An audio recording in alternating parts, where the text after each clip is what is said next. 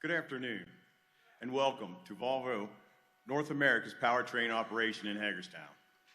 My name is Sam Leedy, and I'm a material handler at Hagerstown, but I've previously worked in several roles inside the plant, including assembly and engine test.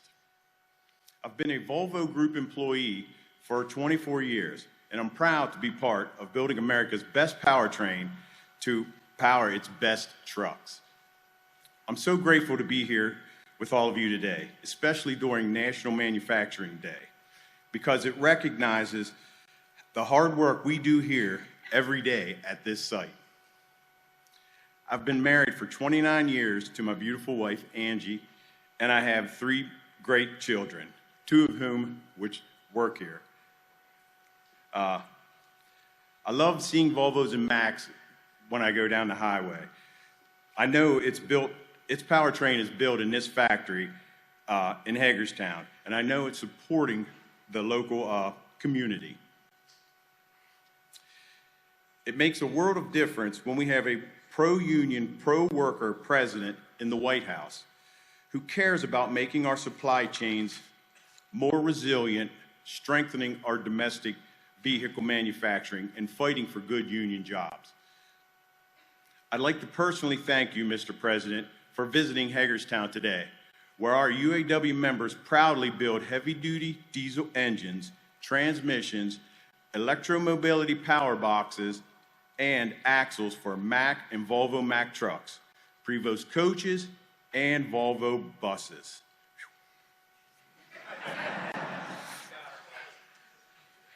I have witnessed firsthand the changes in manufacturing during the past few decades, and I have been grateful for my union and Volvo Group, which has enabled me to provide a better life for my family. It also has enabled me to send my 3 sons to college. So thank you, Mr. President, for the work you're doing to make sure that we build more things in this country again. On behalf of the 1,300 UAW members at Local 171 and Local 1247, and all of the Volvo Group employees here in Hagerstown, let me say how pleased and proud we are to have you in the White House. Now let's get to why we're here. It's my honor to introduce to you President Joe Biden.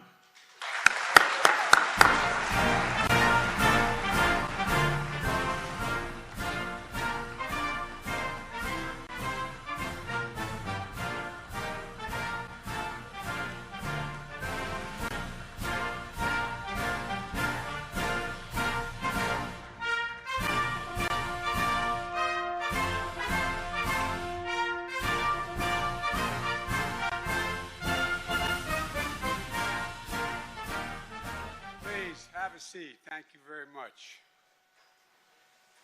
Let me start off with 2 words. Made in America. Made in America. And that's not hyperbole. I'm not joking about that, as you know. And I want to say up front, and the management here understands, and I'm proud of them, I'm a union guy. And I tell you what, I made it real clear to everybody, whether speaking to the National Chamber of Commerce or the Business Roundtable, the reason I'm the most pro-union president in American history is because you're the single best workers in the world. Not a joke. You know, a lot of people think that you just show up and you got a job. How about those 3, 4, 5 years sometimes of apprentice work that you're about getting full? It's like going back to school. And so what I've seen happen now is they're figuring out, everybody's figuring out that the supply chain and only on-time purchases is a big problem. Now we're figuring it out. If it's made in America, we're going to invent it in America, it's made in America. And so look, I want to thank you, Sam, for that introduction. Thank you, Mayor Keller, for welcoming us to your city and for getting your 2 kids you got to get dressed on a Friday to come and see me. I hope they'll forgive me for that. And it's great to be with Congressman David Trone, who's always working for the working people of this district on mental health and addiction and support of our veterans. and modernizing our infrastructure, like expanding I-81, which is going to be expanded because of him.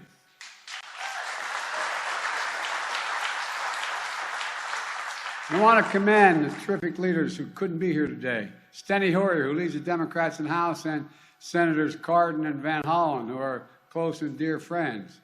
And look, I want to thank Donna Edwards of Maryland's State Federation of Labor and all the proud members of the United Auto Workers here today.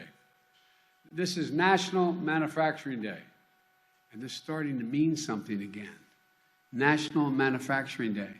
When we celebrate workers, we're the backbone of the economy of this country. Not a joke. Where is it written that it says America can't be the leading manufacturer in the world again? Where is that written?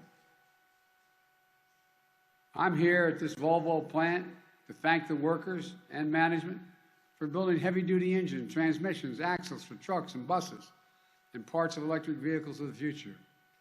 And like the United Steelworkers at the cement plant here in Hagerstown, we're manufacturing cleaner cement for our nation's roads and highways. People don't even realize how much cement, the way it's made, causes environmental problems. The older, dirty cement accounts for 7% of global emissions. Well, guess what? Clean cement makes a gigantic difference. And like all the workers I met yesterday at the IBM plant in Poughkeepsie, New York, where they're investing $20 billion in manufacturing advanced quantum computers here in the United States again, here in the United States. And the workers in Syracuse, where the company Micron is investing $100 billion to manufacture computer chips, the biggest investment of its kind in America, biggest investment ever in the world. And we all know it's been 4 or 5 years in this country, the last 4 or 5, a lot of things have been tough for people. A lot of things have been tough, and they're still tough for many. There's also a bright spot where America is reasserting its power, where Americans are reasserting themselves. Where is it written, as I said, that America can't lead the world in manufacturing again? We've already created over 628 or 38,000 manufacturing jobs just since I've been president, because we're making it happen right here in America. Companies are investing in America, and we're all making sure government delivers. The infrastructure law, the CHIPS and Science Act. I don't know about you, but as my dad used to say, people just are worrying about putting 3 squares on the table every day and not having to deal with all the politics that are going on and so who should know the names of these pieces of legislation. But we made historic government investment in America and spurring incredible private sector investment in America. If I could divert for just a second, we had a piece of legislation led by your congressman that in fact says that we're going to invest $368 billion in dealing with the environment. Well, a major article in a major publication yesterday from the industry. That's generating $1.7 billion in investment. Because guess what? We give a tax credit to somebody, and guess what? Companies want to build that product because it's going $1.7 billion, meaning literally hundreds of thousands of new jobs. Not a joke. Not a joke. All across America, we're proving Made in America isn't just a slogan, it's a reality. We're proving that our best days are ahead of us, not behind us. Just look at today's jobs report. Our economy created 263,000 jobs last month. That's 10 million jobs since I've come into office. That's the fastest job growth at any point of any president in all American history.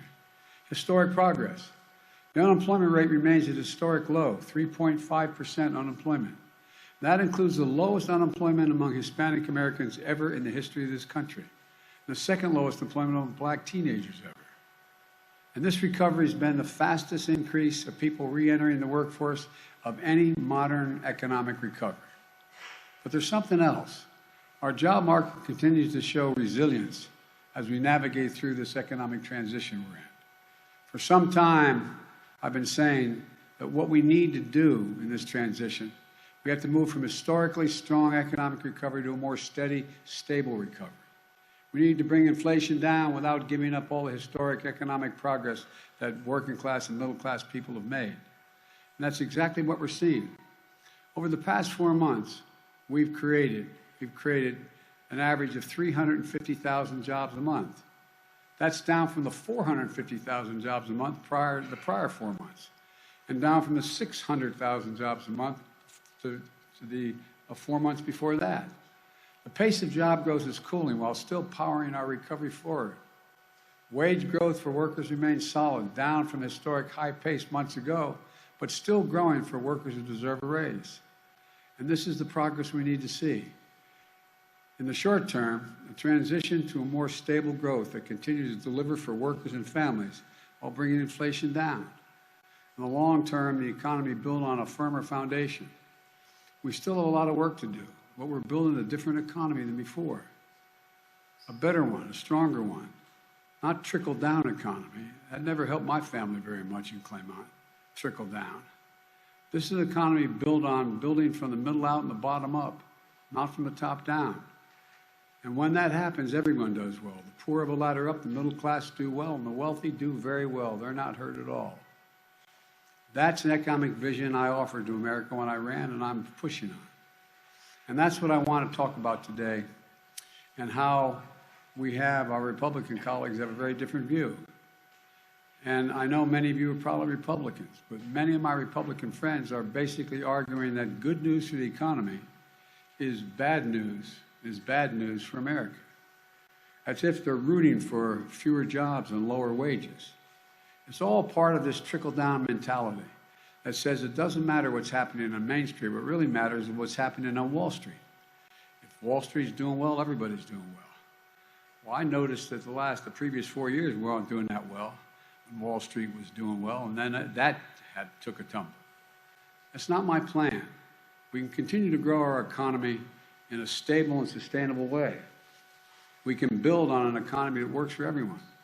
Today, we're going to do something that our Republican colleagues in the Congress don't want us to do.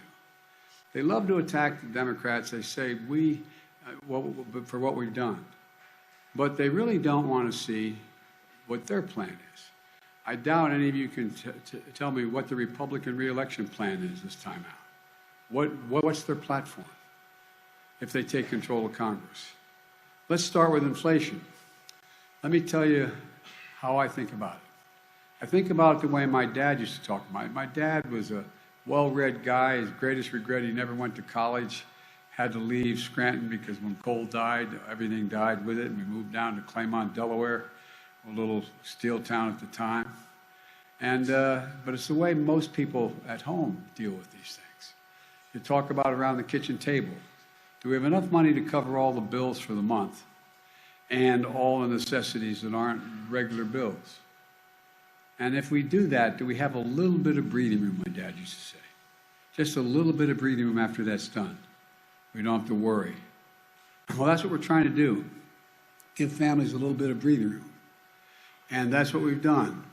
We passed the Inflation Reduction Act, which the name doesn't matter a lot to people, but it's going to give Medicare, which a lot of us have been fighting for, the power to negotiate lower prescription drug prices. We pay the highest drug prices of any developed nation in the world. It's going to limit out-of-pocket costs for people on Medicare, no matter what their drug. As you know, some who have cancer, their drug costs are $14,000, $15,000 a year, literally, for the drugs they need. Well, prescription drugs for seniors cannot exceed $2,000 a year, even if it's $10,000, $20,000, $30,000 that they owe. It can't exceed $2,000 a year. It's going to cap the cost of insulin for seniors on Medicare to $35 a month instead of 30 times that. How many of you know somebody who has type 2 diabetes and needs that insulin? Well, guess what? It costs a whole hell of a lot of money. It costs a lot of money for children. I was in Virginia not long ago, and a woman stood up and said, I have 2 kids with type 2 diabetes, and we have to split them. We have to break up what we have. We don't have enough money because they didn't have the insurance. They weren't covered. And guess what? Well, how do you look at your child knowing that they have type 2 diabetes and there's nothing you can do about it? Not a joke. This is the United States of America, for God's sake. Well, the bill I introduced, said we're going to reduce the cost of insulin. And by the way, to make that insulin, it costs $10 to make it and to package it. TEN, $10. And they're charging as high as $650, $700 a month for it. Well, the original bill I introduced said we're going to take care of everybody who was on insulin. My friends in the other team were able to get enough votes to knock out that for anybody but for the seniors. You know, we've locked in savings and health care premiums for 1 million of the people on the Affordable Care Act. You know, one of the things that people forget is without the Affordable Care Act, anybody who had a pre-existing condition could not get insurance. Let me say it again. You could not get insurance if you didn't have a whole hell of a lot of money to buy a private policy. Well, it guarantees that people with pre-existing conditions can have insurance. We're making it possible for families to save thousands of dollars in energy savings in the legislation we have, which, as I said, is going to bring $1.7 trillion off the market and investing in other jobs. And folks, for the first time in a long time, we're going to make sure the biggest corporations begin to pay their fair share of federal taxes with a minimum tax rate of 15%. In 2020, of the Fortune 500 companies, 52 made $40 billion and didn't pay a single penny in taxes. I come from the corporate state of the world across the border in Delaware. I know corporations. I got elected 6 times there. But everybody should be paying something. Everybody should be paying something. And we're doing all this while reducing the deficit. My friends talk on the other team talk about how we're big spenders. Well, guess what? They passed a $2 trillion tax cut for the top 1%, basically, in corporate America, and didn't pay for a penny of it. My first year in office, we reduced the federal debt by $350 billion. $350. And this year, we're reducing it by more than $1 trillion while we're doing all the things we're doing. And allowing Medicare to negotiate drug prices is going to reduce it over the next 10 years, another $300 billion over the next decade. Every single Democrat voted for the Inflation Reduction Act, and every single Republican voted against it. Not only that, they're telling us that the #1 priority is to repeal, if they win, they're saying they're going to repeal the Inflation Reduction Act if they gain control of the Congress. Let's be crystal clear what that means. Republicans take control of the Congress means the power we just gave Medicare to negotiate drug prices goes away, gone. Prices go back up. If Republicans take control of the Congress, the $2,000 cap on prescription drug costs we just passed goes away, gone. If they take back the control of the Congress, the $35 a month cap on insulin for folks on Medicare we just passed goes away, gone. The savings on health care premiums we just got for 1 million Americans for Affordable Care Act, gone. And of course, it's not just an Inflation Reduction Act they want to get rid of, they still want to get rid of the Affordable Care Act. That means an end to protection for millions of people with pre-existing conditions who rely on the Affordable Care Act. Gone. Now, when it comes to taxes, if Republicans get their way, they're going to get rid of the corporate minimum tax. I'm not talking about getting rid of your taxes, but the corporate minimum tax. The biggest corporations can go back to paying 0 in federal income tax. These are facts. Check them out. And folks, it's not just the Inflation Reduction Act. They're coming after your Social Security and Medicare as well. I know that sounds bizarre, but look it up. Senator in charge of electing Republicans in the U.S. Senate this year has proposed a plan to put Social Security and Medicare on the chopping block every 5 years. That means every 5 years, Congress is going to have to vote to either cut, reduce, completely eliminate, or vote for Medicare and Social Security again. What do you think is going to happen? What do you think? But that's not enough. You've been paying into Social Security and Medicare since you started working when you were 16 years old. And then there's a senator from Wisconsin, Ron Johnson. He thinks waiting 5 years is too long. And he says Social Security and Medicare should be in the chopping block every single year. If Congress doesn't vote to keep it, it goes away. Affirmative vote to keep it. You know the games that can be played in Congress, from everything from the dealing with needing 60 votes in the Senate and so on. It's not just Social Security and Medicare. He wants to put everything on the federal budget. Veterans benefits would have to come up every single year. It's not just this morning. I saw there's a report. You guys can, as they say, as my grandkids say, Google it. But a report that came out, CNN, it says, Republicans call Biden infrastructure program socialism. And then they ask for the money. And it goes through all of Republicans, the most conservative Republicans, who call it socialism, and how they're asking for it. A guy named Paul Gosar, he's written 3 separate letters to the administration asking for projects in his district. He says it enhanced the quality of life, that ease congestion, boost the economy. Voted against it, says it's all socialism. Go down the list. Kentucky Representative Andy Barr, the biggest socialist agenda. 3 different projects he wants, citing the importance of safety and growth of his district. Rand Paul, I can go down the list, look it up. Socialism. I didn't know there were that many socialist Republicans. Think about it. I'm serious. Let's get serious about taking care of ordinary people, regular people like I grew up. Folks, look, you can't make this stuff up. You got to say, and I got to say, I was surprised to see so many socialists in the Republican caucus. And folks, here's the bottom line. If Republicans take control of the Congress, these historic victories we just won for the American people are going to be taken away. Every kitchen table cost is going to go up, not down. And I realize costs are going up on food, and I was able to bring gasoline down well over $1.60, but it's inching up because of what the Russians and the Saudis just did. I'm not finished with that yet. The cost of your prescription drugs and health care, energy, they'll all go up. Your protection of pre-existing conditions are taken away. Your Social Security and Medicare are going to be in the chopping block.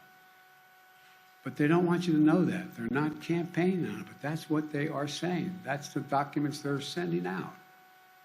Folks, when it comes to the next Congress, this isn't a referendum. It's a choice. It's a choice between 2 very different ways of looking at the economy. You got over 200 and some people in the Congress who still think the last election wasn't fair, that it was stolen. I stole the election. Even though every major Republican judge in the Supreme Court said, no, there's no evidence of any of that. None. But I stole the election. Folks, we talk about democracy, whether it's at risk. Well, democracy is at risk in most places when the only definition of whether you win, you either have to win the election or it's been stolen. When in fact you have, in fact you're in a situation where, a group of people attack the Capitol like we've never seen, smash down the doors, go after people, 3 cops end up dying, so on and so forth. And they're referred to as patriots? Patriots? That's democracy? Well, look, there's different ways of looking at our country. One is to view it from Park Avenue, which says helps the very wealthy and maybe it'll trickle down to everyone else. If Park Avenue is doing well, we're all doing well. The other view is from Scranton, Pennsylvania, where I grew up, or view it here in Hagerstown. The belief that the backbone of America, the people who get up every single morning and go to work and break their necks and making a living, the working class and the middle class, that's who built this country. And by the way, the middle class built America, and unions built the middle class. For real.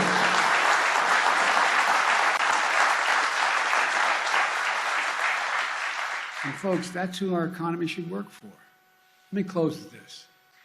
The last few years, we've faced some of the most difficult challenges in our history. We're making real progress. Helping folks just a little bit more and giving them a little bit more breathing room. We just have to keep going. And I know we can. For everything we've been through, I've never been more optimistic about America's prospects in my entire career, my word. I've never been more optimistic. Just remember who in hell we are. We're the United States of America. There's nothing we've ever set our mind to we've not been able to do. Nothing. And folks, nothing's beyond the capacity if we work together. And so that's my hope, that after this election, there'll be a little return to sanity. We'll stop this bitterness that exists between the parties and have people working together.